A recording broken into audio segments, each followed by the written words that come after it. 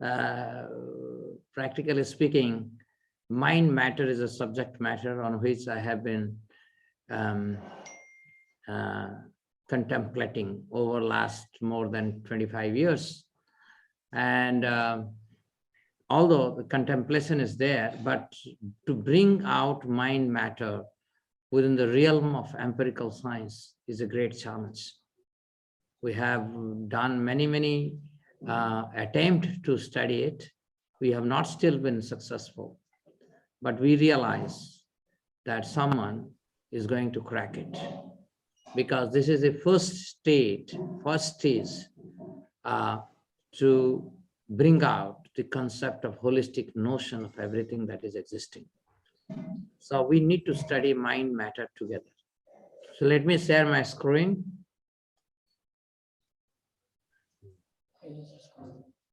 This one.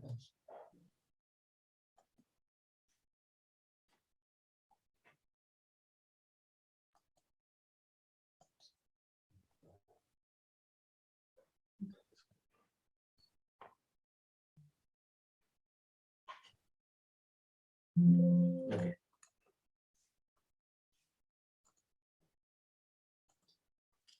So I hope you are all able to see my screen. Is that right, Dr. Srinivas? Yes, sir. We are able to see. Okay. Thank you very much.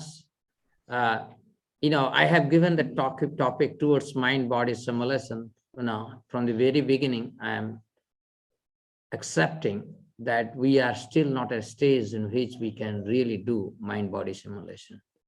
We are attempting. We have some ideas. We are still doing, exploring. And if we can crack this mind-body simulation, then that would be the beginning. Anybody, I'm not saying that I have been trying for 25 years. Doesn't mean that others are not trying. Everybody is trying. But this is where we will be successful in giving the scientific brains a path forward how to do empirical studies in a holistic manner.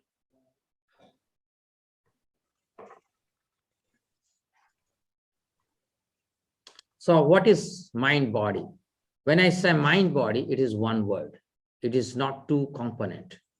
As I have told in the beginning of in the inaugural section, that we have been, it is a wrong approach to, I don't know why Descartes, the famous mathematician, made two division of mind and body. I think that was probably at that point of time, this mind-body could not have been studied together. Maybe that's the reason why. But I think that is a fundamental mistake to separate mind, body. And now we are confused. So, for example, let us, I will give some example because there are many young students. So I have made my slides so that that will be understandable by even those who are at the preliminary level of their thinking capacity. So I don't see the book, even if my vision system is active, right? So there many times students, they're holding the book, but their mind is somewhere else. So only when my mind expands and takes the visual form, I see. Which, in the Bhagavad Gita parlance says that I experience in my consciousness. Do I experience in my brain? Maybe, may not. But that's what the scientists believe. Experience has remained a riddle because consciousness that pervades my body is something in which I experience. And my experience is the fundamental truth than anything else I may hear. Whatever I may hear, I must experience before I can conclude that's truth. What is mind body? Only when my mind expands and resonates with the smell, then I smell. So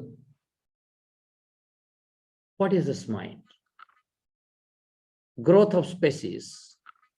You can see there our growth from a single cell to trillions of cells that we possess now.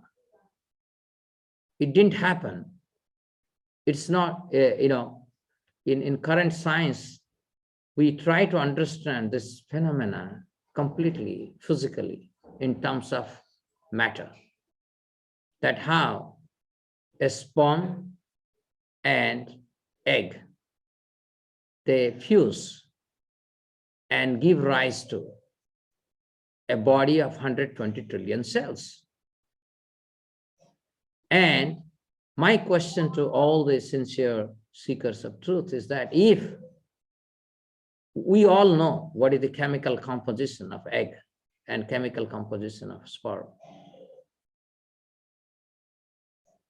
so then why we are not able to even duplicate? Forget about a human being. We are not able to replicate in the nature, even a grass. So there must be something fundamental to this growth process.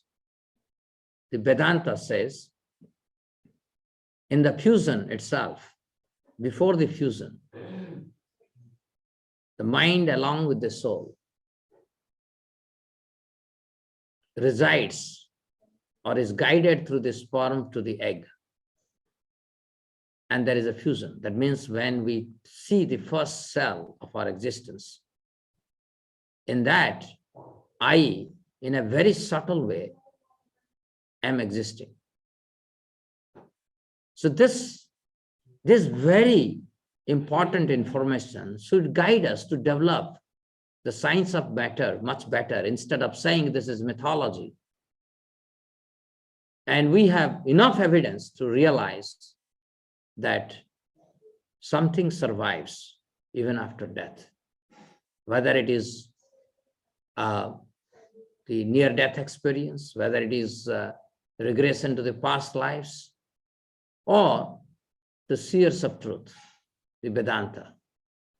They give us evidence that this is indeed true. And this should be a motivating point, how to improve our understanding of matter. So mind not only expands through all my cells, I will just explain to you how mind expands. For example, an architect, before the house is built, that house has been built in the mind of the architect, and then it takes the shape. And I can take that very concept to a notion of mind that has its own structure, form. And that form manifests through the evolution of cell growth. So this is something that we need to contemplate. And this contemplation will lead us to a cohesive or holistic science. Mind expands even beyond body. Imagine your house. So your mind is there within your house. You are so attached, your mind is there. So when the house is burnt, our house is collapsing because of earthquake, you feel like collapsing. But then you learn how to compose your mind and you survive that debacle, right? So we experience, but there is no science to explain this. And hence science says these are all hallucinations. These are some of the hallucinations. Okay. So now let us come to mind-brain connection. Suppose my finger is caught and detached because of some accident. But my personality is not going to change because of my cut finger. But if my brain part is diminished, then my personality changes. For example, frontal lobe. It is related to concentration, problem-solving, speech.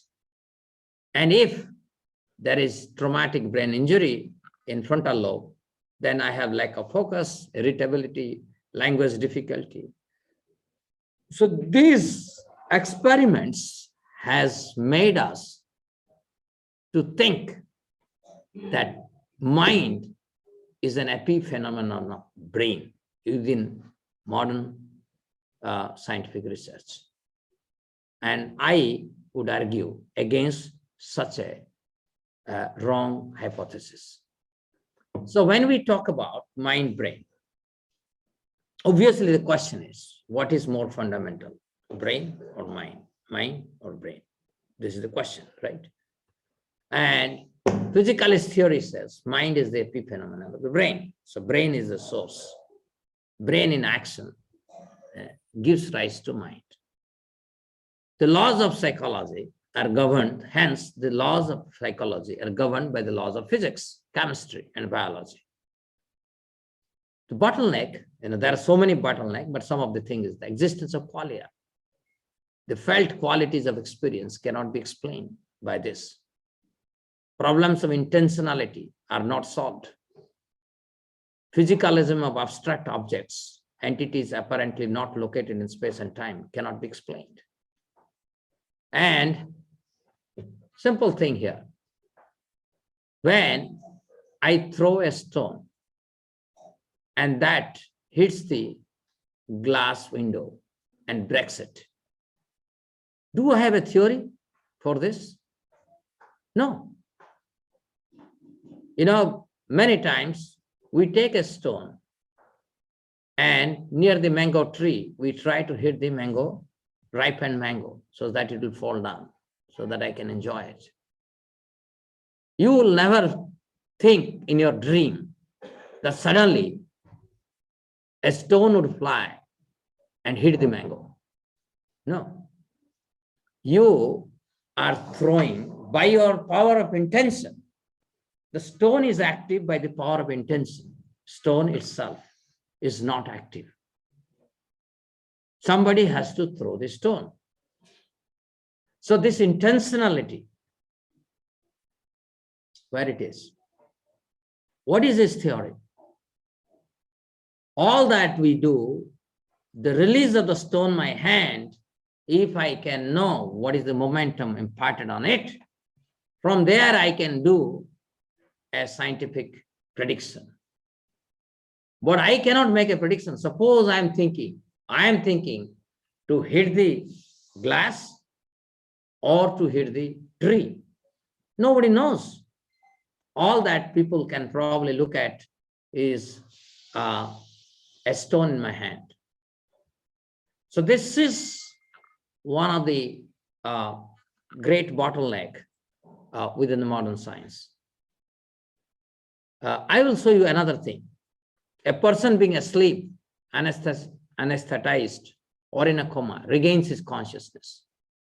You know that in your dream, when you are sleeping, you have already traveled bigger space. You are traveling, you are doing so many things, you are active in a different plane. But your body, your brain, it is dormant. So suddenly, in the same body where there was no consciousness, consciousness comes. How this same brain become active cannot be explained. Many people have near-death experiences, regression to past lives, spiritual experiences, which cannot be explained with the physicalist theory. We are not against physicalist theory. All that we are saying, it is not complete. We need a complete theory because seeking truth means theory must be as holistic as possible. Non-physicalist theory, mind is the cause of the brain activity. Thus, we need to know the laws of semantics or meaning. Laws of psychology is more fundamental than the laws of physics, chemistry, as well as biology. So this, how the theory matters. You think of, if mind is brain and brain is mind, then this world is completely physical.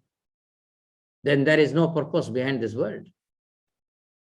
But if mind is more than brain, then the foundations of physical world, as advanced by the scientists, would say completely. But simultaneously, I would recover a world with meaning and purpose. Of course, in Vedanta, we go beyond mind. But let's not go so far. And just like there is a individual mind, there is a cosmic mind pervades the entire cosmos. And according to Vedanta, in that sense, everything is a living matter. And if you look at the complete model of body-mind consciousness as given in Vedanta, so from gross body to subtle body to soul, soul to super soul, and they are communicating through 4 different sounds. So soul and super soul, being beyond space and time, communicate through para sound, divine sound. Soul and subtle body, they communicate through a sound, possibly. I know in Vedanta there is another sound called Pashyanti. Very subtler. Subtlest is the para sound, divine sound. Pashyanti is subtler. And then subtle sound, a subtle body to gross body, another sound, there is a communication called Madhyama. And then Vaikhari. This is the Vedanta talks about. From one gross body to another gross body, that is called Vaikhari. Within modern science, we have hardly even properly have understood what is Vaikhari. So forget about Madhyama, Pashyanti, and Para. So my suggestion to all the young enthusiasts, let us study living matter, because living matter is not matter. This is mind-body. Mind-body together is a living matter. I'm still saying matter. I'm not talking about pure consciousness, Atman or Paramatma. Let's not even dwell, because that cannot be studied empirically. So axiom 1, pure mind cannot be empirically studied, whereas mind-body can be studied. Definition of mind-body. Any matter in which mind has expanded is mind-body. Thus, mind-body will have different properties than that of a rigid body. Although, axiom 2, although mind has expanded in matter, when matter gets annihilated, mind remains untouched. Just like I gave you the example of a person having a house. House, when it was burning, the person's mind, person was literally also burning along with the burning of the house. But after some time, he regains his own self. His mind has expanded into the house. House burnt, still his mind was not annihilated. So this is what I mean, in a gross way. And it has more abstract principles. Although mind has expanded in matter, when matter gets annihilated, mind remains untouched. How to study mind-body? Performing cognitive experiments, mind-body simulation. I am not going to present mind-body simulation today because we are still doing some experiments.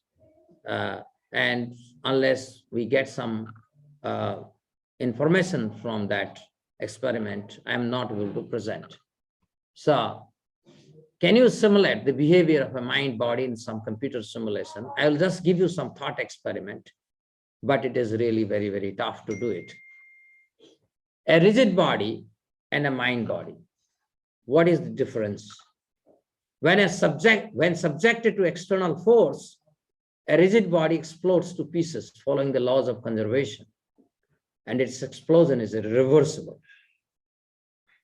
Whereas when subjected to mental force, intention, stress, etc., a mind body gets deformed, but can come back to its original self when the force is withdrawn.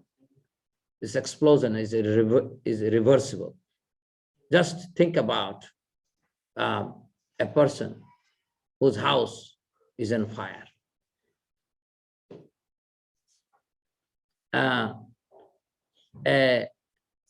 Think of a mind spherical ball, right? So, just like this ball can be your near and dear ones. This ball can be your house. This ball can be, anything that in which you have extended yourself into, right? Your bank balance, your business, your studies.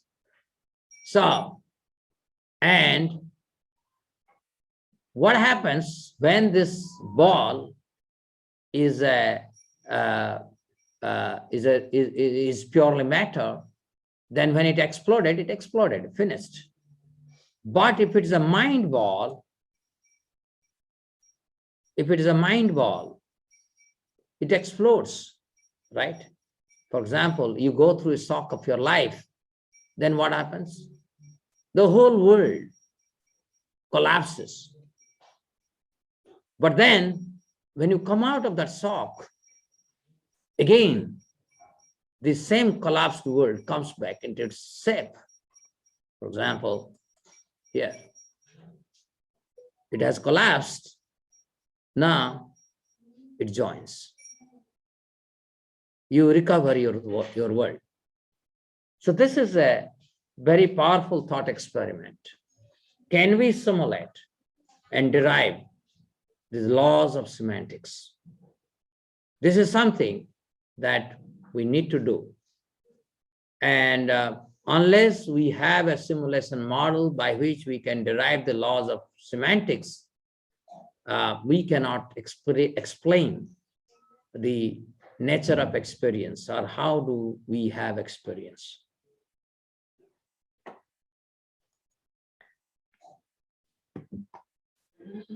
How much time I have, Dr. Srinivas? So you have 10 more minutes. 10 more minutes, okay. I don't know whether, okay, I'll finish within. So some ideas of such simulation. For such restoration to happen, each part must be related to every other part in some way, and they remember their neighborhood relationship. These relationships are preserved. These relationships must be defined using metric in a space of meaning. And applications, problem of perception can be tackled differently. The current reductionist scientific approach cannot understand why our experience is subjective. Each of us experiences a world of sensations that feel unique and private. This we have not been able to answer. Holistic, our experience of the world at any given moment is felt as a single unified experience. Intentional, that they are about something, about their intentional object. If mind-body laws could be formulated, we probably could explain that as per axiom 1, mind expanded into his experience. And since mind has such nature, so also mind-body experiences have that nature. The current understanding is that cognitive processes are passively determined by sensory stimuli originating in the external world. But based on our relation to the environment, perception is actively being constructed, shaped by the internal events in the brain. Thus, brain as an expansion of the mind could be studied. And let me go to some of the, okay. Let me, applications, modern visual and audio processing. The severe limitation of lack of meaning or semantics in the present visual audio processing techniques can be dealt if we know the laws of meaning based mind-body simulation. You think of, I have posed this problem. You see, when you go to the project a video onto a screen, what you are projecting? You are simply projecting some pixels, okay? But what you are seeing in the video, you don't see the pixel. What you see is some characters, holistic characters. So these pixels, if we look at them as simply meaningless syntactic units, and then you try to explain the meaning that you derive while watching the video, is a $1 billion impossible task. But if somehow or other, if I can recognize a pixel as a meaningful unit of the entire meaning that is coming across, then that would be much more plausible way to develop a new science. Similarly, the physical reality is understood not just in the system of space and time, but also the meaning. A new set of building blocks would be explored. So that means the universal structure, the way we are explaining using syntactic atoms and molecules, would completely change if I understand what is a semantic atom. So this is something, a new possibility that we have to look at as a scientist. And to really apply such things, we need to create some kind of computational model. We have already cellular automata by which people did some kind of animation, but these cellular automata models that we have is syntactic. Can you derive some kind of semantic cellular automaton or some kind of semantic computational model? And these are some things, we need to think about it. So particularly, one of the problems that I can talk to all of you is that how a cell grows and becomes a mature organism was studied, and the Nobel Prize was given in 2003, where the researchers studied a worm from a single cell to when it became 261 cells or something like that, because these insects are very small and their number of cells are very small and can be studied. So if we can, now the point here is, we are able to see these under the microscope, but we do not know the mechanism, exact mechanism by which the cells combine, because these are not studied in the framework of mind-body. These are studied in the framework of the gross cellular laws according to biology. So we also do some kind of research at IIT Kanpur, where we try to find out the cognitive biomarkers based on certain experiment. For example, cognitive behavior therapy with mindful devotional meditation for insomnia, deciphering the effects of Indian classical music on the cognitive function of the brain, like intelligence, attention, emotion regulation. And I'll just quickly give some thing that, so this is a cognitive behavior therapy that I have myself designed, where subjects, they're enrolled, they're screened, and then we take their EEG recording, because these subjects are having some kind of sleep disorder. They don't get good sleep. They have sleep apnea or kind of very stressed dream that exhausts their energy.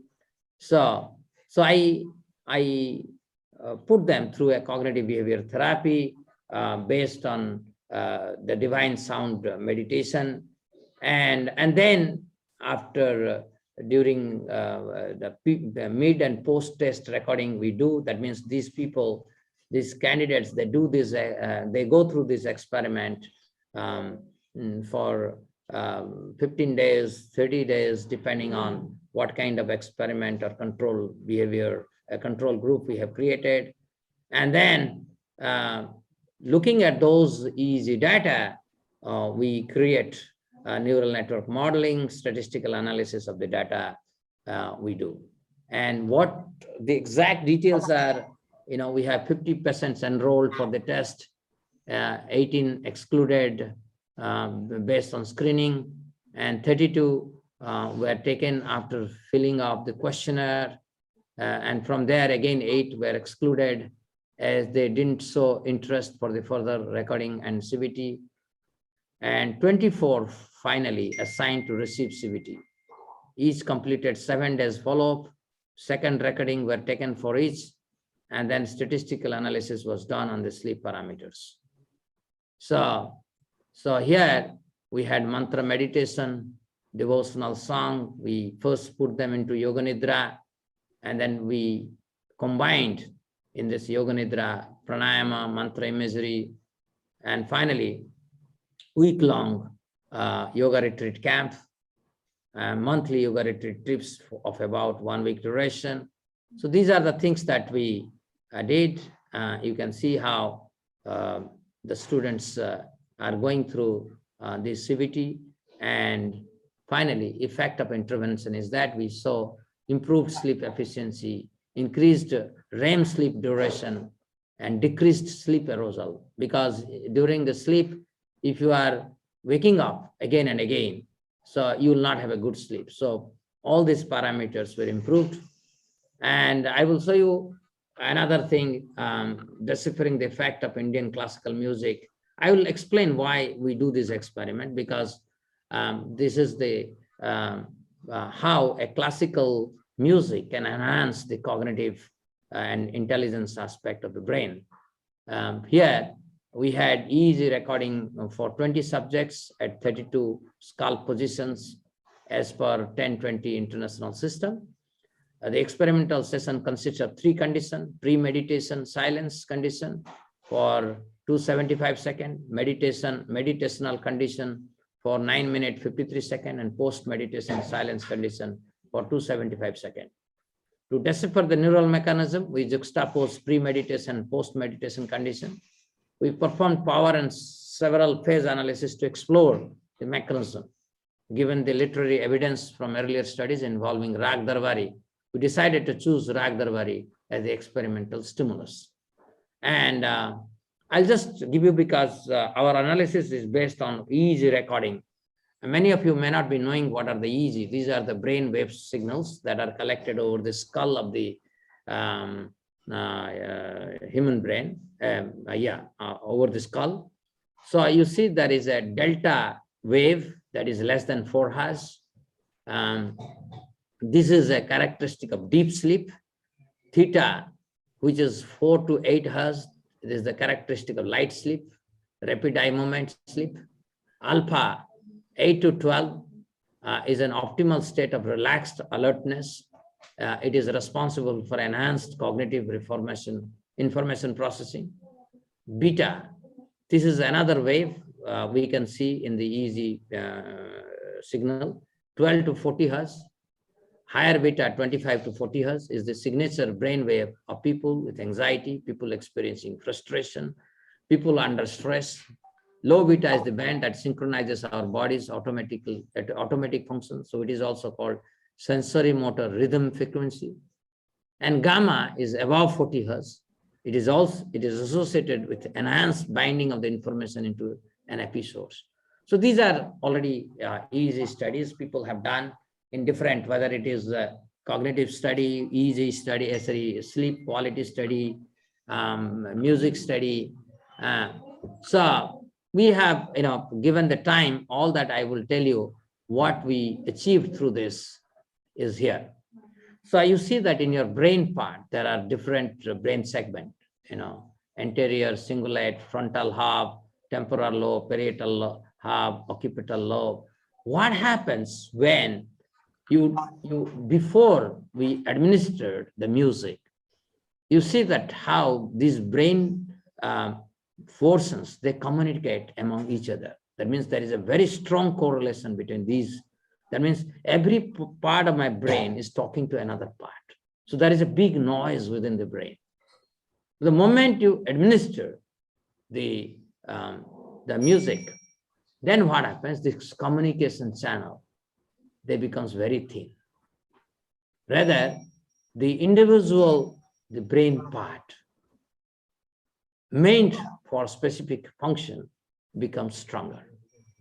And we are able to explain why music is able to enhance cognition and the sense or the state of intelligence gets enhanced.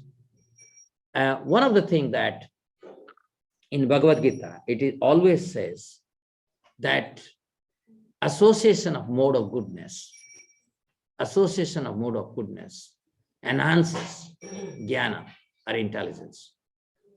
So we know in Vedic parlance, whether it is classical music, devotional music, sattvic food, going to places of natural beauty, these are all in the state of mode of goodness. So when you associate with this mode of goodness, your intelligence enhances. So this is one of the demonstration of that very principle. This is another study that we did, emotion regulation experiment, where subjects were brought into sad autobiographical recall, SAR. So what happens here is that when, this is already known that somebody has gone through a very life debacle, reverses of life. He is going through trauma of life. That time, the sad music helps him to cope up. Otherwise, he may enter into depression. So, and we wanted to study why sad music helps one to cope up the reverses of life, right? Better. So what we did is we selected here. You can check here. A easy recording was done on 20 subjects at 32 scalp position as per 1020 international system. A musical excerpt, which was rated the highest to express sadness by a panel of 5 musical expert judges, was chosen as the experimental stimulus. The selected musical piece was Mishra Jogia Raga. The experimental session consisted of 3 conditions: baseline resting state condition for 9 minutes, sad autobiographical recall, and sad music condition for 9 minutes. And then what we are able to show that in the brain mechanism, not only, just I will show you some of the figure here. You can see here in the baseline, there is no subjective rating of the sadness. And when you allow the subjects to remember their sad past, then you can see the emotion is very high. And sad music is emotion also very high.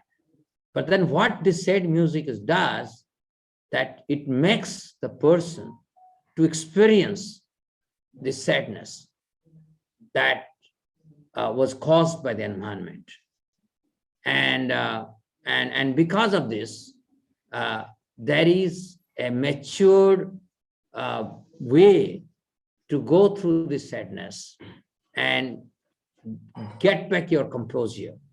So we did some analysis in terms of brain connection. I'm not going to deep on that because these are all things, but all that I wanted to give a message that when we do cognitive experiments, what is missing? This is all fine, but in these cognitive experiments, we do not derive any laws of semantics. Time has come now because people are doing all these cognitive experiments. These cognitive experiments do not have a science. It's only empirical study. There are no laws of psychology, scientific laws. So now time has come. Through body-mind simulation, we can bring the laws and study those laws in such cognitive experiment.